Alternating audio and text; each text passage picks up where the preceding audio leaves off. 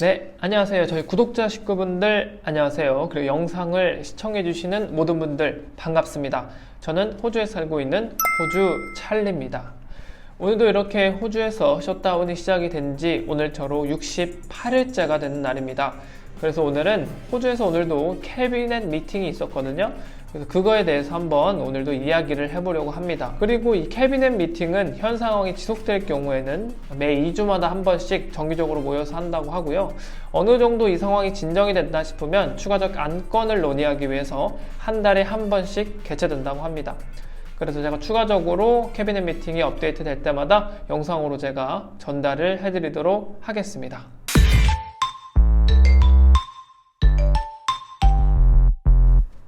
먼저 이 호주에서 확진자 현황부터 아주 간단하게만 짚고 넘어가도록 하겠습니다. 먼저 이제 호주 전역에는 확진자 수가 7,155명으로 현재 집계가 되고 있고요. 이 중에 사망자는 103명으로 집계가 되고 있습니다.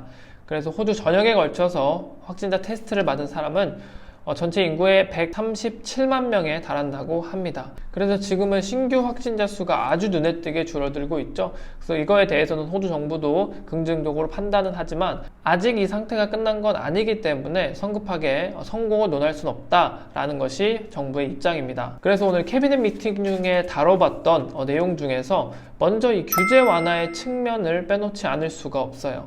그래서 먼저 3단계에 걸쳐서 이 규제 완화가 이루어질 거라고 호주 정부가 이야기한 바가 있습니다. 그래서 각 주의 사정에 따라서 이 3단계의 시작은 다르게 조정할 수가 있지만 각 1, 2, 3단계, 각 단계 간에는 최소 미니멈 3주의 시간을 갖도록 하는 것이 이 호주 연방정부에서 내놓은 정책입니다. 그래서 이 호주 정부는 각 1, 2, 3단계를 지나갈 때마다 일자리가 얼마만큼 창출이 되고 그리고 이와 관련해서 어느 정도 규모의 경제가 회복이 되는지를 이번 캐비넷 미팅에서 주로 다뤄봤는데요. 그래서 이 1단계 완화 조치가 성공적으로 정착이 되면은 일자리는 총 25만 개가 다시 생겨날 거라고 이야기를 하고 있고 파생된 경제 규모는 약 한 300억 달러에 달한다고 합니다. 그리고 계속해서 2단계로 넘어가게 되면 1단계에서 발생된 경제적 효과를 더해서 추가적으로 27만 5천 명의 사람들이 일자리로 복귀할 수 있고 이에 따른 경제적 파급 효과로는 약 한 300억 달러가 추가적으로 생겨난다고 합니다. 그래서 이 매 단계마다 일자리는 어느 정도 늘어나고 그리고 관련된 경제 규모는 얼마나 될 수가 있는지를 이번 캐비넷 미팅에서 이야기를 해줬어요.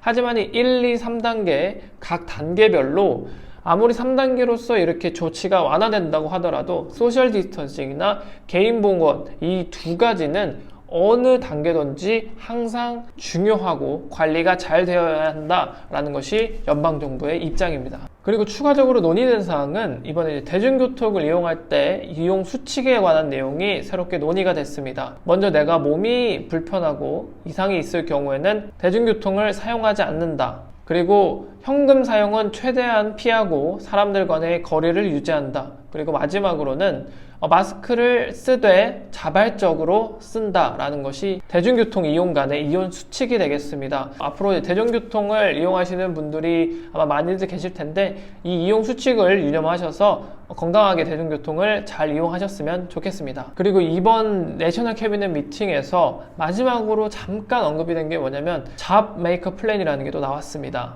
이번에 이 사태를 경험하면서 호주의 많은 호스피탈리티 서비스 직종들이 큰 위기를 겪으면서 이 서비스 직종보다는 전문 기술자 야근성에 더욱더 총력을 기울이겠다라는 것이 이 잡 메이커 플랜의 핵심이며 관련된 일자리 창출 그리고 관련된 교육기관의 투자라는 것이 따르는 세부 대책이 되겠습니다.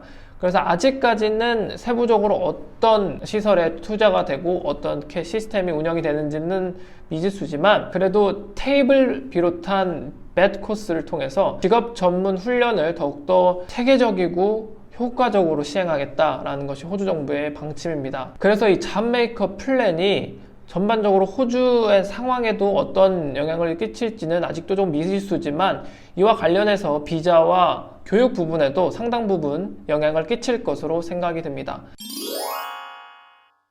그래서 오늘의 영상은 여기까지고요.